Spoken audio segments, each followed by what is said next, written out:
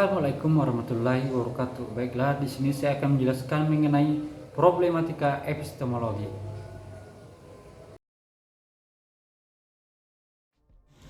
Teori kebenaran, yang dimana pembagiannya yang pertama yaitu teori koherensi, yang kedua teori korespondensi, yang ketiga teori pragmatisme, dan yang keempat adalah ilmu koduri.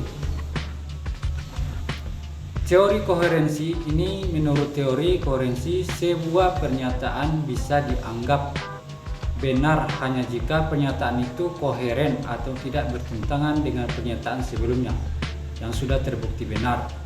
Untuk dianggap benar, teori ini mensyaratkan adanya konsistensi atau tidak adanya pertentangan atau kontradiksi antara suatu pernyataan dengan aksioma. Karena itulah teori koherensi dikenal juga sebagai teori konsistensi.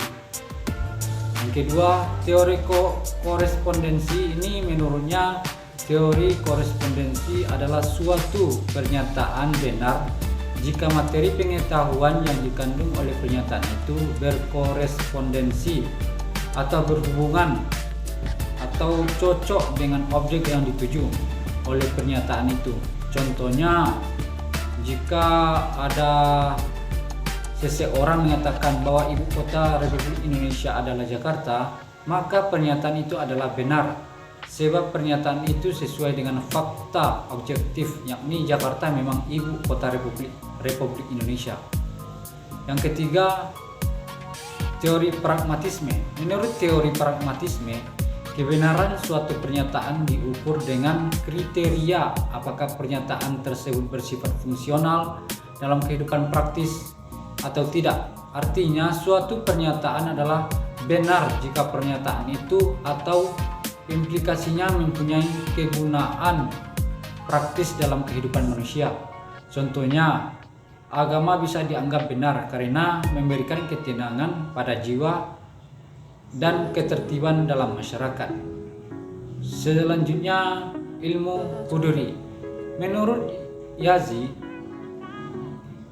adalah pengetahuan dengan kehadiran karena ia ditandai oleh keadaan neotik dan memiliki objek imanen yang menjadikan pengetahuan objek.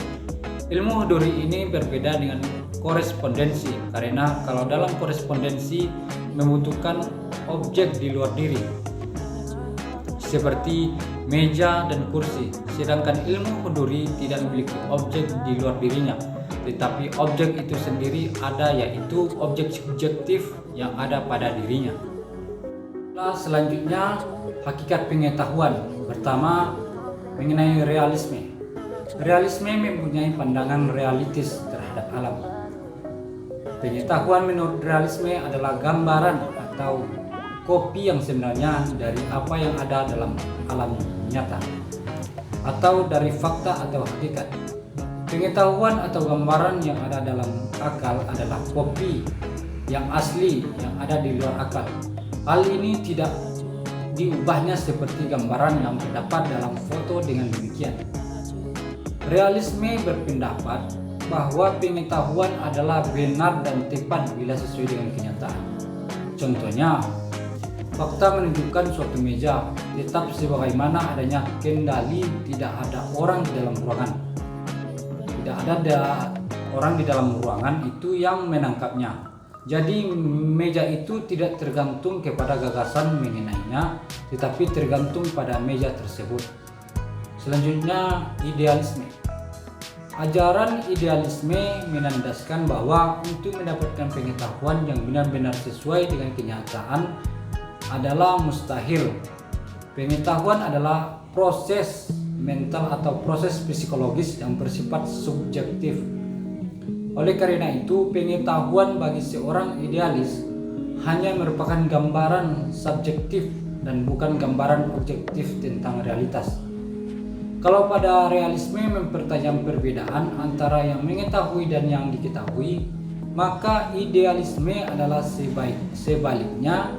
Idealisme dunia dan bagian-bagiannya harus dipandang sebagai hal-hal yang mempunyai hubungan seperti organisme dengan bagian-bagiannya. Premis pokok yang diajukan oleh idealisme adalah jiwa mempunyai kedudukan yang utama dalam alam semesta. Sebenarnya idealisme tidak mengingkari materi, namun materi adalah suatu gagasan yang tidak jelas dan bukan hakikat. Sebab seseorang yang akan memikirkan materi dalam hakikatnya yang terdalam, dia harus memikirkan roh atau akal. Selanjutnya itu sumber pengetahuan. Pertama, empirisme. Menurut empirisme, pengetahuan diperoleh dengan perantaraan panca indera. Panca indera mendapatkan kesan-kesan dari apa yang ada di alam nyata, dan kesan-kesan itu berkumpul dalam diri manusia. Pengetahuan tersusun dari pengaturan kesan-kesan yang semacam itu. Kedua, rasionalisme. Definisi tentang rasionalisme sebagai suatu metode memperoleh pengetahuan. Rasionalisme berpendirian bahwa sumber pengetahuan terletak pada akal. Ketiga, iluminasionalisme.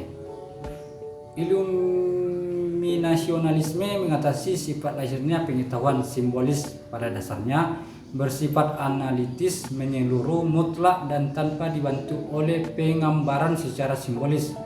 Karena itu, intuisi adalah sarana untuk mengetahui secara langsung, dan seketika analisis atau pengetahuan yang diperoleh lewat pelukisan tidak dapat menggantikan hasil pengenalan intuisi.